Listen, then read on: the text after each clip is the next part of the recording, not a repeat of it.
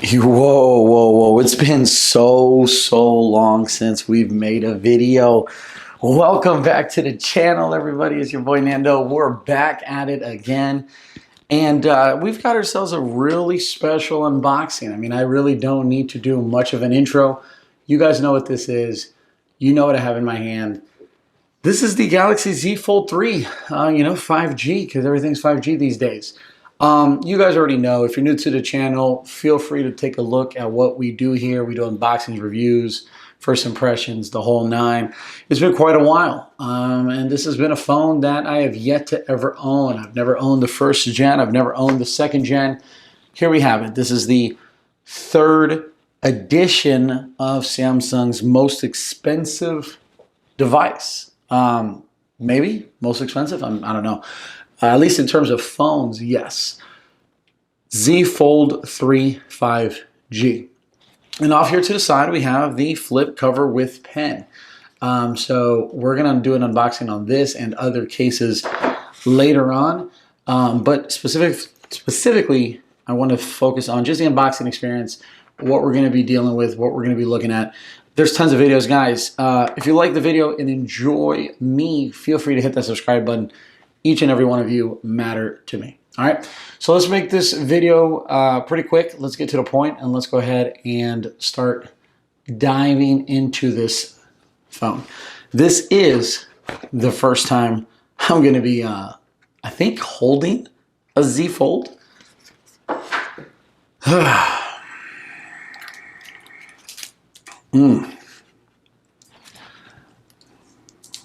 That definitely feels premium.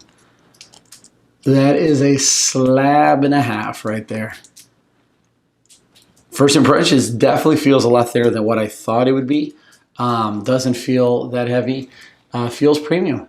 All right. To me, feels premium indeed. So let's go ahead and put that off to the side. So if you guys remember the first generation Z Fold experience, Samsung really brought the whole thing, right? It's a $2,000 phone. They made you feel like you were opening up a $2,000 phone. This is it. SIM card ejector tool. And quite frank, I don't even care of what's in this box, but as Flossie Carter would say, your usual books and pluck it off to the side. Let's go ahead and look at the phone, okay? Now, it is $200 cheaper, USD. I don't know where all you folks are watching this video from, but this is a $200 cheaper device. There is no USB cable in here that I'm aware of. There is no charger. That's 100% facts. So I think we're in that era of, is that trade-off worth it? I think most of us would say that it is. If you're one of those people that feel like it needs to come with a brick, even at this price point, I mean, obviously, we want everything for lesser, but that's not happening. So we all tend to have charging cables and bricks laying around. If you want to go ahead and get your full fast charge experience, I know Samsung sells a 35-watt charger separately, and you can, get your Anchors and your RAV Powers of the world. So, with that being said, there is no charger in the box. This is the unlocked edition. This is the cheapest model. This is $1,799 USD, and this is the black. This is matte black. They had the dark green and they had the silver. To me, that silver looked pretty dope. Let's go ahead and peel this back. Man, I am going to need to go around town with literally bubble wrap, because I'm going to be so paranoid about this. All right, look, everybody talks about that crease, right? That's the first thing that I'm going to talk about, because I am looking at it, and as of right now, like, I see it, but it doesn't bug me. It doesn't bother me. I'm not concerned by it one bit. The built-in screen protector, thank you, Samsung. I'm one of those people that if you want to slap a screen protector on for me, be my guest. One less thing for me to buy, one less thing for me to stress out about. I don't need any bubbles. I don't care about it. So there it is. In terms of feel in the hand, thin, really thin. Now, I do know that they talk about shaving off a little bit compared to second gen and obviously first gen. I can't speak on how that feels because I didn't own nor touched any of those devices. This one feels good. Let's start looking at this phone from the top, right? So you've got your invisible, and I'm going to use quotes, 4 megapixel cutout here in the front, all right? Everybody says that that's going to be your web camera.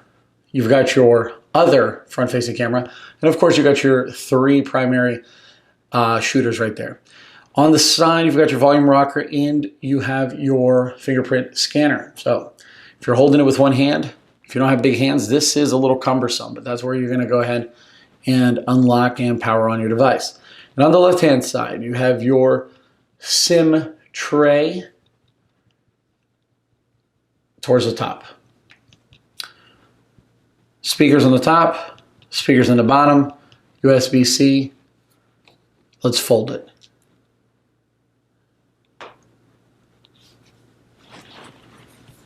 Oh man, that feels good. I like the thinness. Now, mind you, I'm not using this device right now, right? I got to set it up, but I'm digging the thinness. It doesn't feel cumbersome. I mean, again, this is all subjective, right? What may feel cumbersome to you may not feel cumbersome to me, and I'm okay with that. But I think that most people are going to like the thinness, right? I'm able to actually grab this whole device. I like that it feels thin. And I can imagine being able to quickly just do what I need to do.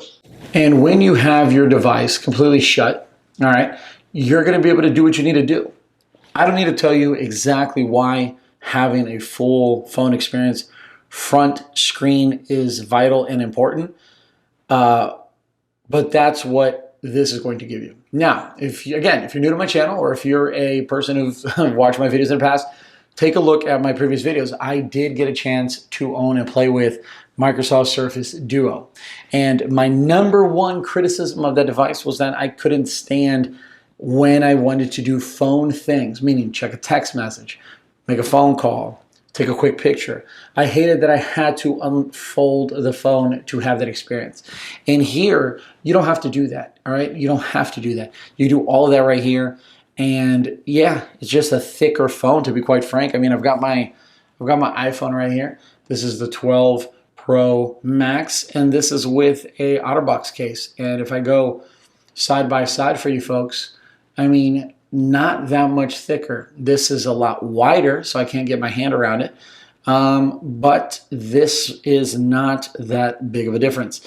The iPhone 12 Pro Max is going to be taller and obviously wider. And they're both heavy feeling. Mind you, I have an OtterBox case. So you're doing your thing, boom, boom, boom. You want to get serious with it, you're unfolding and you're in business. And look at all of those smudges. That matte black though looks good. It really does. Now,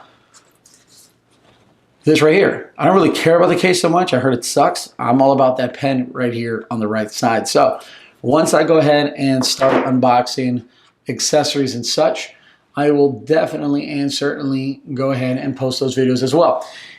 Obviously, there are hundreds, if not thousands of videos on this phone. This is a very expensive piece of technology. This is a two-in-one. This is not for your average consumer. And obviously, you got to be okay with that if you're going to make this kind of purchase, right? It is cheaper. It is going to become a little more accessible. But the point is, this phone is not for your average consumer. So let me know in the comment section below. Are you someone who owned first gen and or second gen? Are you waiting to get the third, fourth, fifth gen? What's keeping you from buying this device? Price, features, what is it? What do you think is keeping you from getting this device? And if you have this device or you intend to get this device, why did you get it? And or why will you get it? Like always, guys, it's good to be back. I appreciate you watching the video. Let me know in the comment section below the answer to that question. And stay tuned for more videos. I've got more unboxings and then the reviews. Like always, stay geeky, peace, salute, and adios. I'll catch you guys in the next video.